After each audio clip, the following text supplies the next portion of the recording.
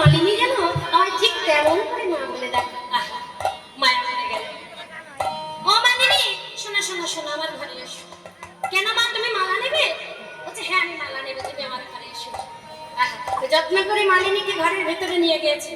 বলছে মা মালা নেবে? বলো তুমি কটা মালা নেবে? বলছে শোনো, এত মালা নিয়ে কি করবো, আমার গোপালকে বলে দেবো, আমায় একটা মালা দিলেই হবে। হ্যাঁ, তা বলছে শোনো, মালার বদলে তুমি কি চাও? বলছে মা মালার বদলে বেশি কিছু চাই না। তাহলে বলছে তোমার ঘরে নাকি ক্ষীর সর নবনী ছানা মাখন অনেক কিছু আছে।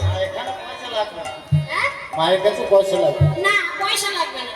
তা শোনো মা, সকাল থেকে কিছু খাই নাই, বড্ড খিদে লেগেছে। তা তুমি যদি ক্ষীর সর নবনী ছানা মাখন আমায় কিছু খেতে দাও, তাহলে আমার পেটটাও ভরে।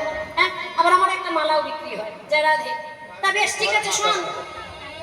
ও মালিনী শোনো শোনো, তোমাকে মালা দিতে হবে না। আমার ঘরে অনেক ক্ষীর সর ছানা মাখন আছে জানো, কারণ আমার হচ্ছে নবলক্ষ ধেনু।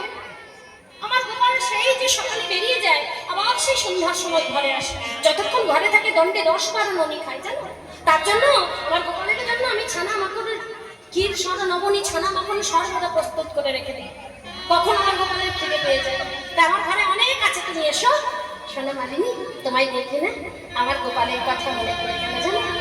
তুমি যেমন করে আমায় মা বলে ডাকলে, আমার গোপালের ঠিক এমনি করে আমায় মা বলে ডাকে, আমার গলা জড়িয়ে ধরে বলে মা আমায় বলি দাও। তাই মালিনী এসো, আজ আমি নিজে হাতে সুন্দর করে তোমায় খাইয়ে দেবো।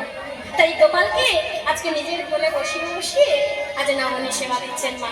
ও মা, গোপালকে নবনী সেবা দিচ্ছে ঠিক আছে, কিন্তু মাতা যশোমতীর মনে ওই যে খটকা লেগে গেছে।